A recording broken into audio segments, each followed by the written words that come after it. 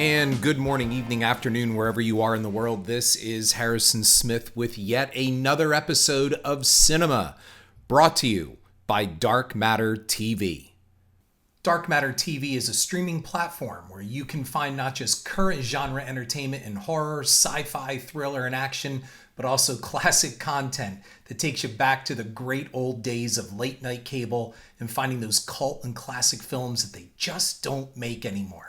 Available for download on Android or Apple, or visit darkmattertv.com. It's free, it's fun, and it's gonna grow. The best revenge is revenge.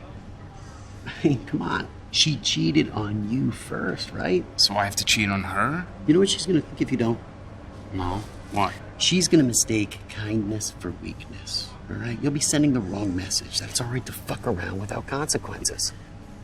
This will even the score. A healthy relationship is an equal relationship. That's from the opening scene of my new upcoming horror film, The Special, which will be releasing on streaming October 13th and eventually DVD on November 10th. It is getting an international release, including a UK run. So we're excited, and more details on the UK bit coming right up. I wanted to dedicate this episode today to The Special, not only for shameless self-promotion, but also for the fact that it's one of my more recent horror films that's about to drop. And there was a conscious effort in making this movie to make sure that I take my own medicine and I follow my own words, and that is to avoid cinema.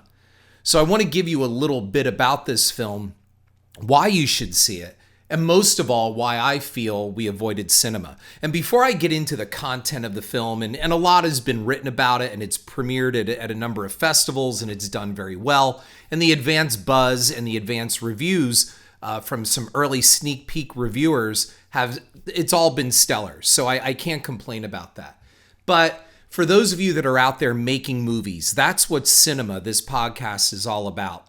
It's for you when you're assembling your crews, when you're looking for that subject, that script, that project to turn into a film or a short, whatever it's going to be. Just how do you choose it? And most of all, who do you choose to surround yourself with? And I think that's the most important takeaway from today's podcast. Look, I've said in previous episodes that I started learning about the film industry by reading Fangoria magazine, and that is true. There just wasn't a lot of information out there on filmmaking, so you took what you could. And Fangoria and Starlog, aside from getting, some books on the making of this, but that kind of stuff just wasn't popular at the time, and it didn't have a market.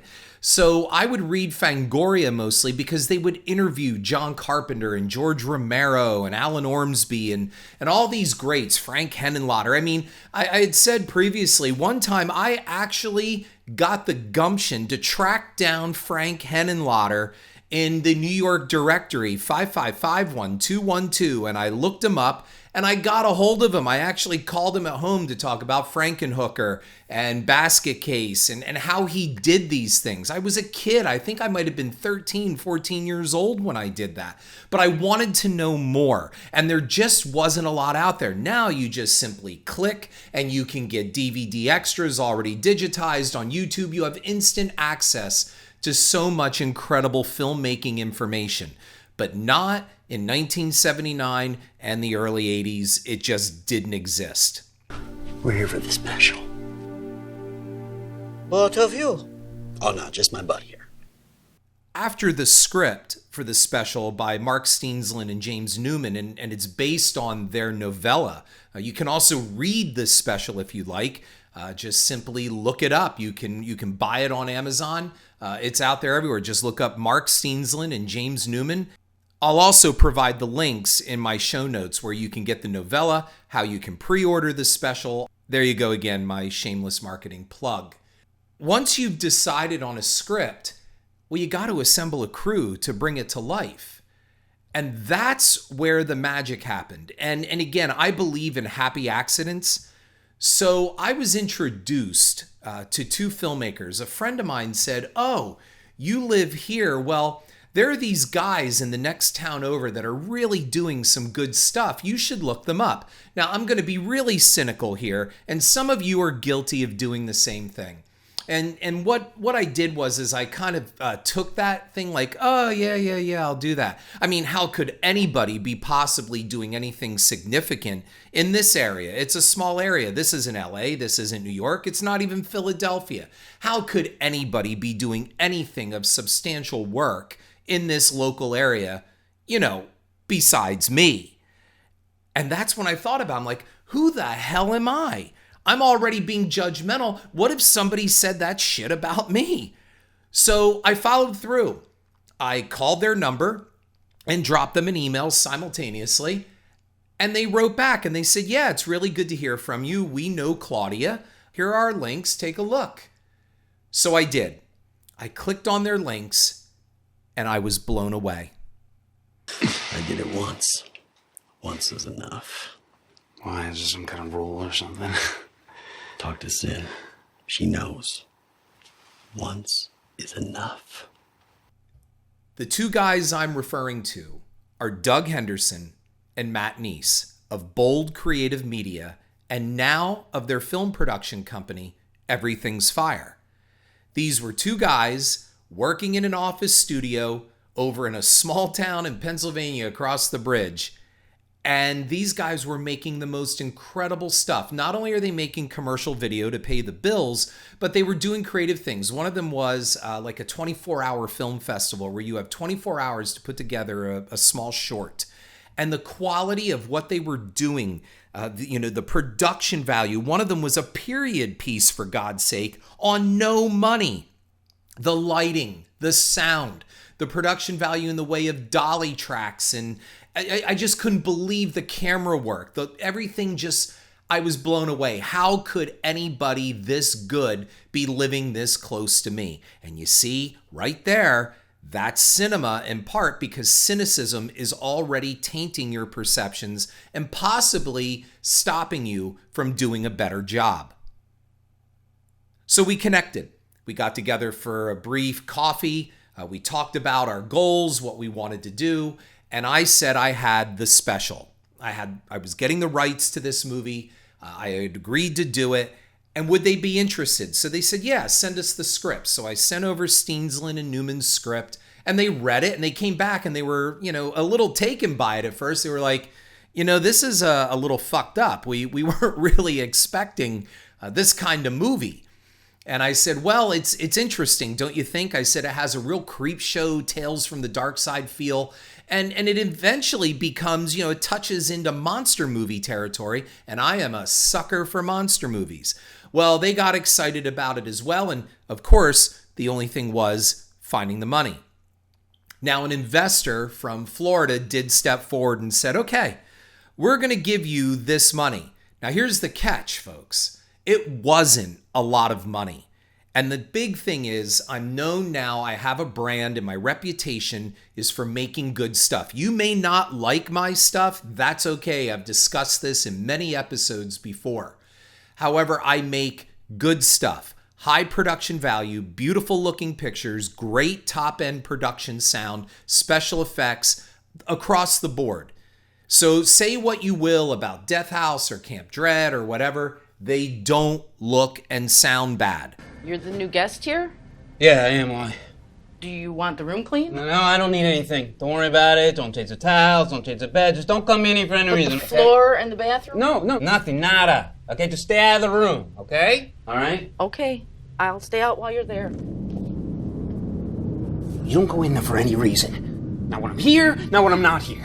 What the fuck is so hard about that? Okay. I'll stay out. That a girl. Fuck. Matt Neese is a gifted cinematographer, and in my opinion, his talents were being wasted on commercial videos and these small 24-hour festival type of shorts. So I sat down with Matt and I said, look, I want this to have a kind of Cronenberg feel. I want that, it's body horror, so I want that kind of creepiness, but yet I want pastel colors, kind of like Drive. I want that kind of color scheme, and I'm asking a lot here for the budget that we had.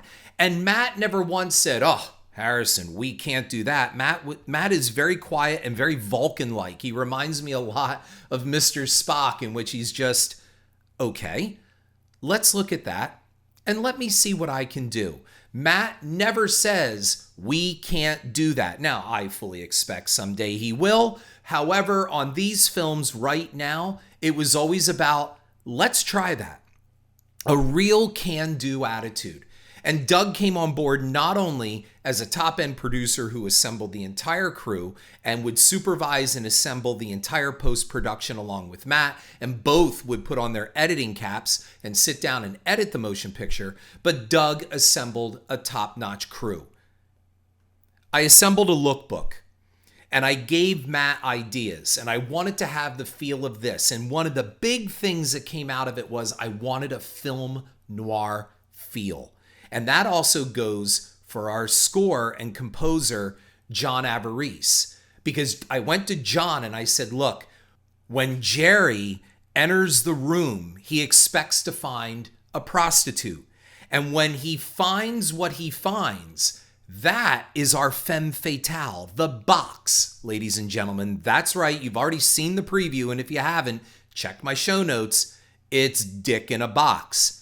The box is sitting on this table, and Jerry looks at it, and if you listen to the music, there's this sultry kind of lounge singer, film noirish 1940s torch kind of feel to it.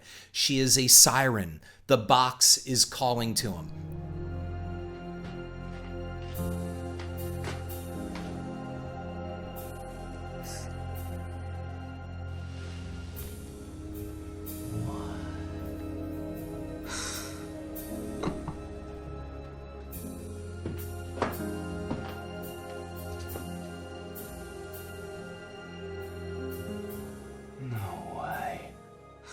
In addition to that, I wanted the look of the room to have, yes, instead of a red light, the traditional hooker red light kind of thing, I wanted something different. And Matt came up with this beautiful palette of pastel blues and magentas, and it was just incredible. When I saw it all lit up, I was like, this is the room? And he's like, yeah, what do you think?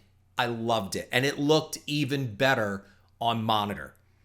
We had our makeup effects done by two different people. The puppetry was done by Monster Mark Kosabucky, who lives in Erie, PA. So I'm going to give a plug for Mark right now. You're out there making a horror film and you need some quick and top-end practical effects. Mark is your guy. And I will give you a link to his social media in these show notes. Not only is he nice, he is a hell of an artist. And on top of it, if you're looking for poster work or any type of drawing or sketching, Mark is your man. Monster Mark Kosabucky.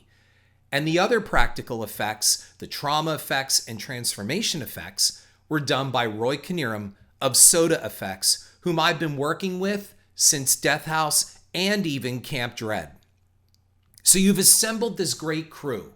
Now you've got to put together your actors, and that's because of Felissa Rose. Felissa is horror's first lady, and she pretty much knows everyone, and I'd love to say she knows where all the bodies are buried.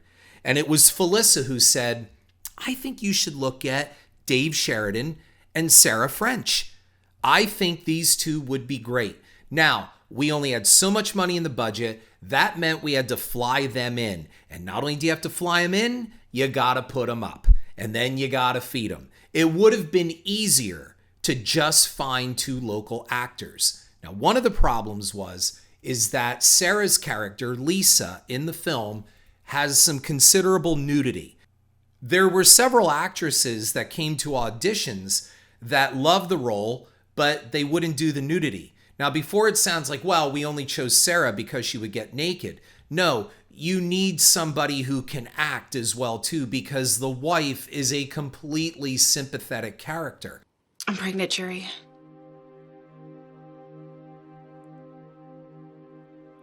Are you serious?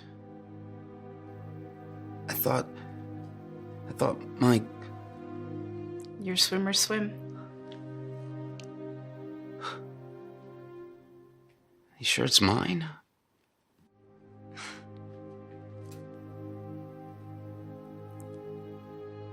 No, I'm not feeling really well, and I'm just shocked. I mean, this is big news. Right? If she does not come across as sympathetic, everything is lost. The whole point of the movie is to feel bad for Sarah's character. And I'm telling you, when you see her walking into that hotel room at the very end and the look of hurt and even fear on her face, she sells the whole thing all day long. And Dave Sheridan, he had to be the wise-ass, troublemaking, best friend, co-worker kind of guy who eventually, Davey Raffaele's Jerry says, "This is all your fault. I listened to you." Davey has been working with me since 6 Degrees of Hell. And he was Vinny in Camp Dread, and I brought him back in Zombie Killers, which you can see this Halloween on Hulu, another shameless plug. And he's been with me whenever he can. I even have Davey make a one-day cameo in my new film that'll be coming called Where the Scary Things Are. So it's just good. Like I said, I learned this from Fangoria. And that is what John Carpenter said in an interview one time. You find great people and you hang on to them for life. And that means both in front and behind the camera. And that's what I have done. I welcome you. Go look at my IMDb. Look at the individual film listings. You will see many of the same names, both in front and behind the camera, coming back again and again. Now, you can't use everybody all the time. Some people have different commitments and projects just take on a life of their own and other people move on. That's the way life goes. But once you find a central core and you keep finding these central cores because you will always find new people like Doug and Matt, then again, you hang on to them for life. We shot the special in 19 days. We started on perhaps what was one of the coldest days of the year in January, and we shot in the doctor's office, and we went through from there. Our DP was out shooting in weather at times 7 to 8 degrees below zero. At one point, the red cameras froze up, and yet he pursued. He persevered. Matt was a beast to get the footage because we knew we only had so much time. So you're married? Yes. You and your wife having more sex than usual? No, less than usual. Actually, ow. Sorry. You having sex with anyone other than your wife? No. You sure? Unless I'm sleep fucking, no. Oh, fuck. Look, I can't help if you're not I'm off. not having sex with anyone else. No. So you're masturbating more than usual? Unless I'm using a cheese grater. I mean, look at this. I think it's spreading. I mean, it comes and goes. I mean, it's all in my fucking dick, man. I mean, what is this?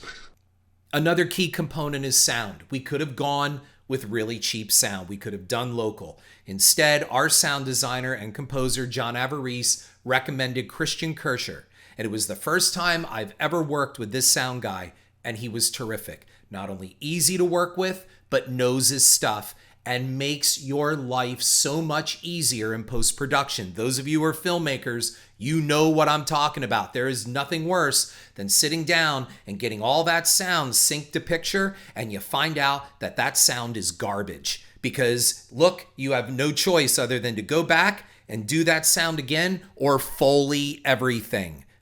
One of the best things, and this is a great story about being on set, was I was concerned in making the special that aside from the special effects, the practical effects, which by the way, all the effects in the film are practical. CGI was only used to clean up certain things or erase some things from the frame of the picture. That's it. All the effects you see are 100% practical effects. There was a moment halfway through the movie where, while we were shooting it, where I was worried that maybe I didn't make it gross or scary enough. And I sat down with Doug and Matt during a break in shooting in the morning, and I gave them my concerns. I was going over the dailies, I was looking at the script, and I thought, have we not gone horrific enough? And the idea that I had, see, I don't want to give it away. Number one, we didn't want to turn the movie into a slasher film. That's not what the writers intended. This is a slow burn, creepy, and eventually very disgusting horror film. And it's all built around sex. This is not a slasher movie. So we wanted to stay away from slasher territory. So that part was easy. But when it came to the gross out stuff, did we go far enough? Now, the people that have seen it have said, holy shit, what an ending. Everything is great. And what I love hearing is very Cronenberg, Harrison. This is a very Cronenberg, The Fly kind of film. Music to my ears, that's exactly what we went for. With the effects, we went for The Thing and The Fly and Cronenberg. Can't emphasize that enough. But it was Doug and Matt who came back and said, listen, you can sometimes tip the scale a little too far. We'll shoot what you want to shoot. And I went to the actors and I asked them their opinions. And both of them said, if that's what you want to do, then we'll do it. But maybe this was filing under just because you can doesn't mean you should. So I thought about it and I backed off. And now I am so glad I did.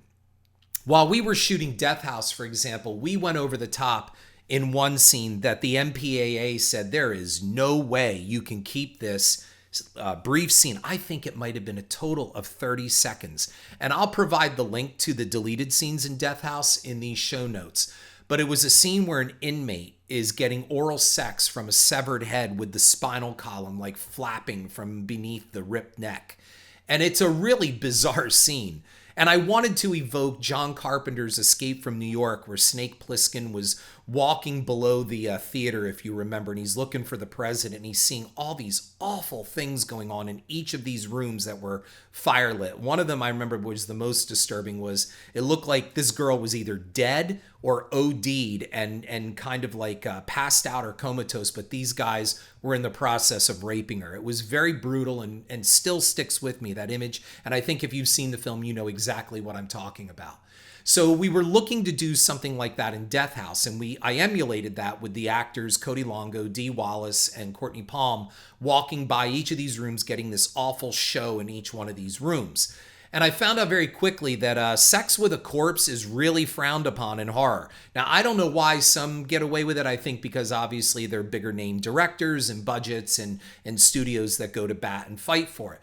But in the case of Death House, they declined that scene and it ended up on the cutting room floor, which I wish it did not, but it did.